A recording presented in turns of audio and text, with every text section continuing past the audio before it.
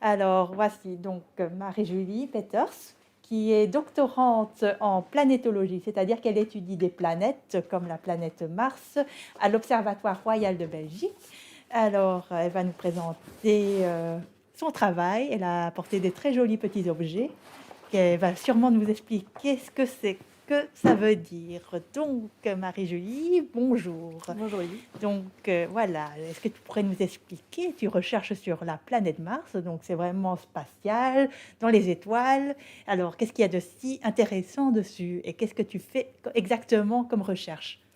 Donc en fait, je fais mon doctorat actuellement à l'Observatoire royal à Uccle et dans le département de planétologie, où on s'intéresse particulièrement à l'intérieur des planètes et leur rotation. Moi, je m'intéresse à la planète Mars.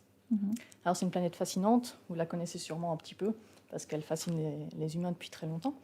Donc c'est une planète tellurique qui est principalement constituée de roches, qui est entre nous et Jupiter. Et aujourd'hui, elle est complètement sèche, mais à l'époque, il y avait de l'eau liquide sûrement à sa surface parce qu'on retrouve des traces dessus.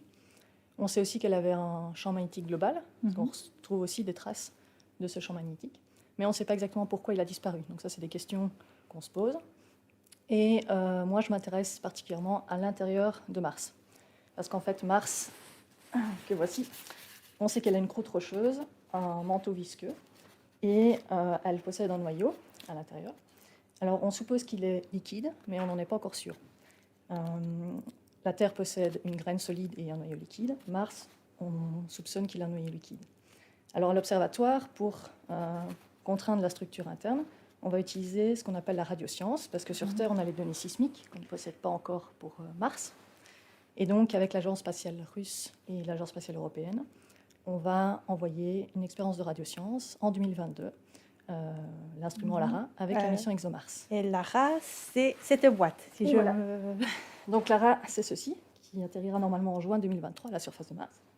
Donc ici, vous avez une boîte, en fait, c'est un émetteur-récepteur radio qui va contenir toute l'électronique, donc c'est pas plus grand que ça. Et cet émetteur-récepteur va être relié à 3 antennes, dont voici un exemplaire. Donc tout ça est à l'échelle. Donc voici une petite antenne, donc ça fait à peu près 10 cm. Il y aura une antenne qui sera émettrice et 2 antennes réceptrices. Et en fait, une fois, donc le tout fait environ 2 kg. Ok, et donc ces antennes, elles servent à quoi exactement? Donc en fait, une fois que Lara va atterrir à la surface de Mars, les antennes vont recevoir un signal qui sera émis de la Terre. Lara va le recevoir et va le réémettre sans le modifier vers la Terre. Puis sur la Terre, on a d'énormes antennes qui font jusqu'à 70 mètres de diamètre et qui vont nous permettre de calculer le décalage Doppler en fait, du signal émis.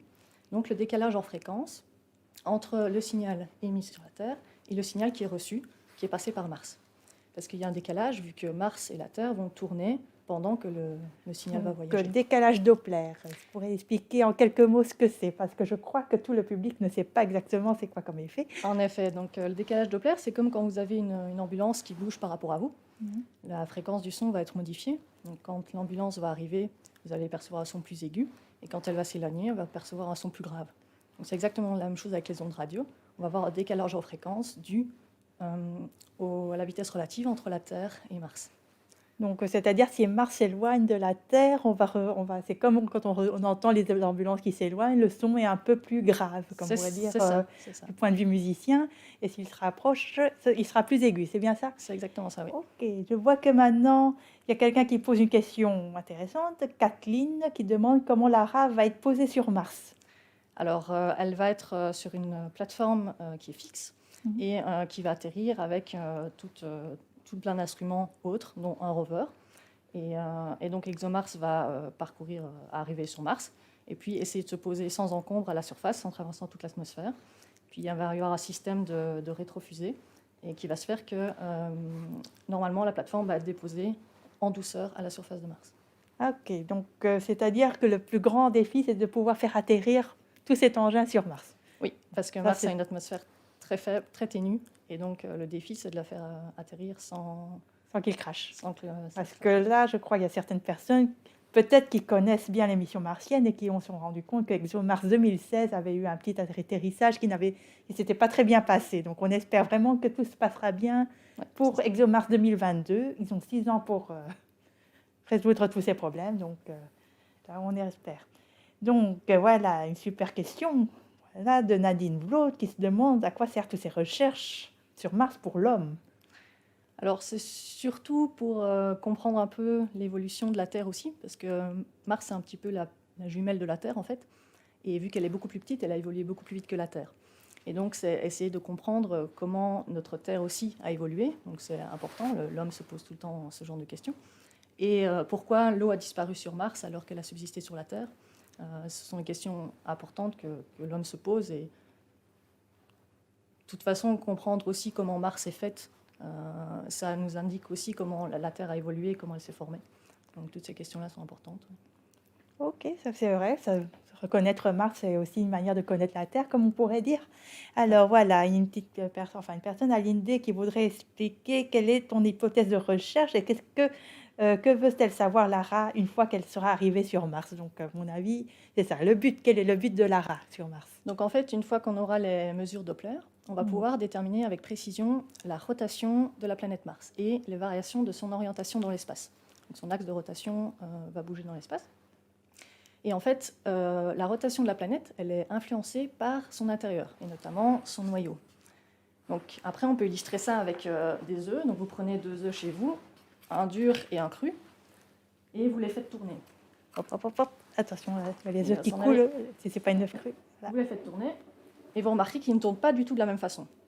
Et donc c'est exactement la même chose pour les planètes. Donc l'œuf cru qui est dur à l'intérieur, et l'œuf cru qui est liquide à l'intérieur, l'œuf dur qui est solide à l'intérieur, ne va pas tourner de la même façon. Et de la même façon pour les planètes, si elle a un noyau liquide ou un noyau solide, elle ne va pas tourner de la même façon. Donc en fait, c'est en observant la rotation de la planète et avec des modèles d'intérieur qu'on va pouvoir contraindre la structure interne. Et en particulier, ce qui nous intéresse, nous, c'est le noyau.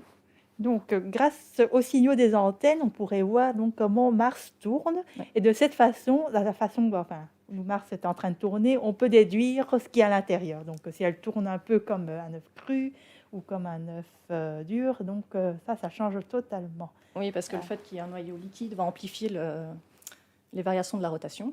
Et donc, on va pouvoir confirmer le fait que le noyau est liquide. Ok. Une autre question donc, qui pose, donc, est-ce qu'il est possible que Mars aurait pu être comme la Terre, avec une atmosphère et des océans, voire la vie? Là, c'est toujours la grande question que les gens se posent sur Mars. Oui, en effet. Alors la vie, ça on ne sait pas. En tout cas, on sait qu'il y avait de l'eau liquide. Ça c'est sûr parce qu'on trouve des traces, des canyons, on a des roches hydratées qui ont été hydratées par l'eau. On retrouve des deltas, donc on sait qu'il y avait de l'eau. On retrouve également des traces d'un champ magnétique global. Donc en fait, ça protégeait l'atmosphère de Mars de l'érosion par le vent solaire, comme sur la Terre. L'atmosphère était bien plus dense qu'aujourd'hui. Et donc, Mars devait ressembler fortement à la Terre, en tout cas. On ne sait pas s'il y avait des grandes étendues d'eau. En tout cas, on sait qu'il y avait des rivières, on sait qu'il y avait une atmosphère qui était là, peut-être pas propice à la vie, mais en tout cas, on avait quelque chose de similaire à la Terre. Similaire, c'est-à-dire par exemple aussi un climat un peu plus chaud, peut-être, ou bien? Oui, sûrement, avec une atmosphère plus dense, on avait peut-être un climat plus chaud. Pour le moment, la température moyenne sur Mars, c'est moins 63 degrés, donc il ne fait pas très, très chaud. Ça, c'est pas... Et l'atmosphère est constituée à 95% de dioxyde de carbone, donc ce n'est pas propice à la vie telle qu'on la connaît maintenant. Ouais, donc, possible peut-être pour d'autres espèces, mais oui, là, pour l'instant... d'autres formes de vie adaptées à un autre climat ou à une eau plus salée ou ce genre de choses. Ah, yep. Encore une question, waouh, ça c'est bien ça. Il y a plein de gens intéressés, on dirait. Donc, combien de temps faudra-t-il à Lara pour atteindre Mars? Ça oui. Alors, il faut à peu près 8 à 9 mois pour atteindre Mars. Donc, le lancement est prévu en septembre 2022 et on arrivera sûrement en juin 2023. Ok, 8 mois, mais je pense que ça dépend du moment où on la lance, parce que si on lance Lara l'année prochaine, ça ne marcherait pas. Non, il faut attendre tous les 2 ans à peu près. Il y a une fenêtre de lancement propice, due au fait que les orbites de Mars et de la Terre soient dans la bonne configuration. Donc tous les 2 ans, on peut lancer, et on a une fenêtre de lancement de 2 mois. Et après, il faut 8 à 9 mois pour l'atteindre, selon la configuration initiale entre les 2 planètes. Encore une question, waouh, j'ai encore une autre ensuite. Donc voilà, alors le futur de la Terre pourrait-il ressembler à Mars? Ça c'est une petite question vraiment très loin. Oui, ça, on ne sait pas encore. Oui et non, en fait, on n'en sait rien. Peut-être que si le champ magnétique s'arrête pour une raison quelconque, s'il n'y a plus d'effet dynamo pour entretenir le champ magnétique, la Terre pourrait aussi perdre son atmosphère et décliner vers Mars. C'est une possibilité, oui. Pourquoi pas. Après, on n'en sait rien. Il y a encore une question qui est un peu en dehors du champ spécifique de la géodésie. Ah, on voit que la géodésie, il y a déjà un mot de spécialiste ici, mais il demande quelle est la question du méthane sur Mars, qui en fait... Oui, ça c'est une grande question. Alors je ne suis pas une spécialiste, mais en effet, on a trouvé des traces de méthane, mais uniquement à partir des orbiteurs, donc des sondes qui tournent autour de la planète, qu'on n'arrive pas à reproduire nécessairement à la surface, ou alors il y a des grosses variations locales ou en fonction de la saison. Donc on doit encore confirmer ces traces de méthane, et qui dit méthane dit peut-être vie ou source de vie. Après, il y a peut-être d'autres processus. Donc pour le moment, on cherche d'autres processus qui pourraient fournir du méthane. Donc ça, c'est encore une grosse question. Et en plus, je ne sais pas du tout ma spécialité.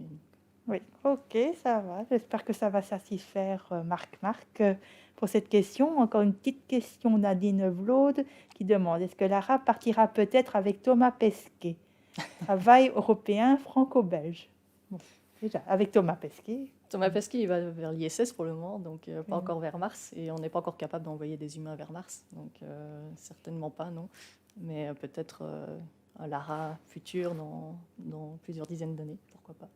Oui, un bon futur en tout cas. Ah oui, un grand futur. Je me demande si je serai là encore à ce moment. Pas sûr, non. Oui, ok. Ah oui, voilà, une petite question peut-être un peu plus généraliste, avant que, sauf si jamais il y a d'autres personnes, si vous avez d'autres questions, n'hésitez pas. Mais donc, la petite question généraliste, comme on pourrait dire, puisqu'on est tous ici Soapbox, c'est femmes scientifiques, et donc, en tant que chercheur, qu'est-ce qui t'a donné cette envie de faire ces recherches en planétologie? À l'origine, je voulais devenir astronaute quand j'étais petite. Et puis j'ai toujours regardé le ciel avec mon papa, on allait à des événements astronomiques et ce genre de choses. Et puis je m'en suis rendu compte qu'astronaute, c'était peut-être pas possible. Et donc je me suis orientée vers plutôt des études scientifiques. Et alors à l'Université de Liège, j'ai pu faire un master en sciences spatiales.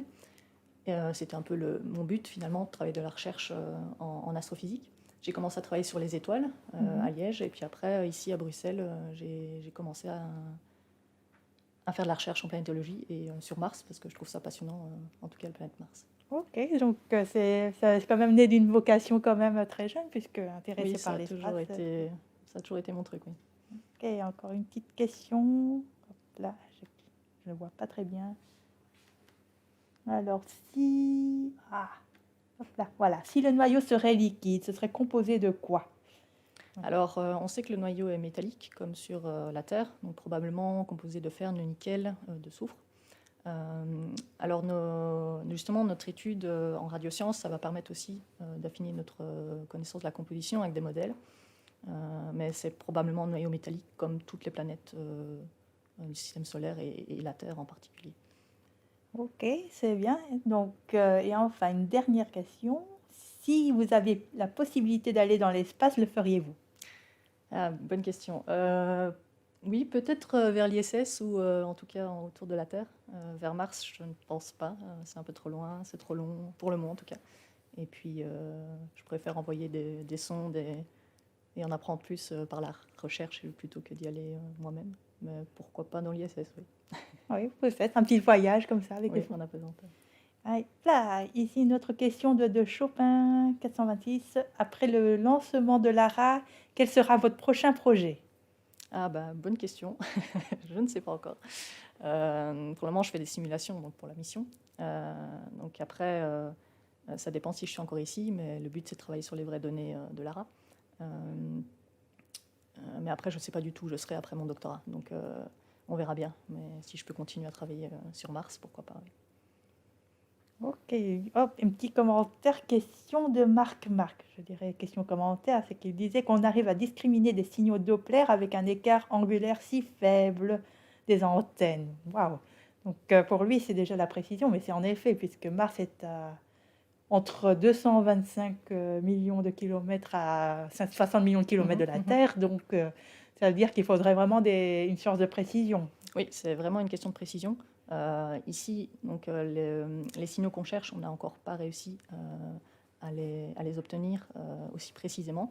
Donc c'est vraiment le but d'avoir des instruments de plus en plus précis pour obtenir ces signaux qui sont très très petits à la surface de Mars. Ok. Alors là, je ne vois pas d'autres questions qui arrivent. Alors, une petite question, peut-être une question pour les jeunes scientifiques, puisque en tant que jeune scientifique, tu as une expérience peut-être un peu plus récente sur ce que c'est que le monde de la recherche. Alors, est-ce que tu auras des petits conseils pour des jeunes filles qui voudraient faire des sciences à leur donner? Je dirais de faire ce qu'on a envie de faire, de ne pas se laisser décourager, de s'orienter vers les études qu'on a envie. Surtout les filles, ne pas se laisser décourager par des gens qui disent que ce n'est pas fait pour elles ou ce genre de choses. Et surtout, si on a envie de faire de la recherche, allez-y. Il y a tellement de domaines en sciences qu'on trouvera toujours quelque chose, en physique, en chimie, en bio. Donc voilà, croyez en vos rêves et puis allez-y. Ok, je me demande un petit peu. Ah, encore quelqu'un qui pose encore une autre petite question. Est-ce qu'on pourrait vivre un jour sur Mars? Est-ce que tu crois qu'on pourra un jour vivre sur Mars?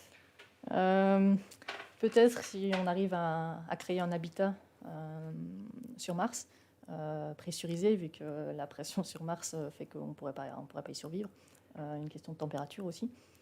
Donc si on arrive à faire il y a des projets déjà d'habitat martien sous des bulles, un peu comme dans Seul sur Mars, ou alors enterré sous la surface de Mars par exemple, pour se protéger aussi des radiations, vu que l'atmosphère est très ténue.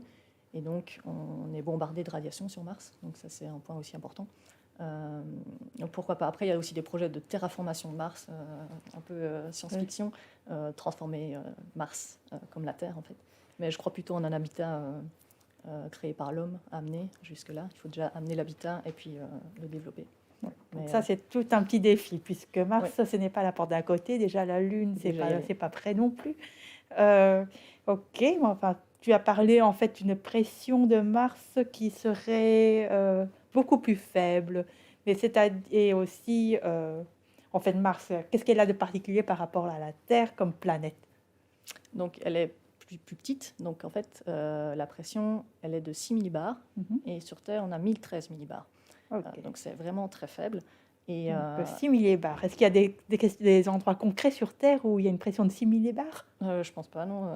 Donc, c'est-à-dire que pour respirer, même s'il n'y a que de l'oxygène, ce serait un peu difficile. Oui, même si c'était composé d'oxygène. Ici, on a plutôt du dioxyde de carbone.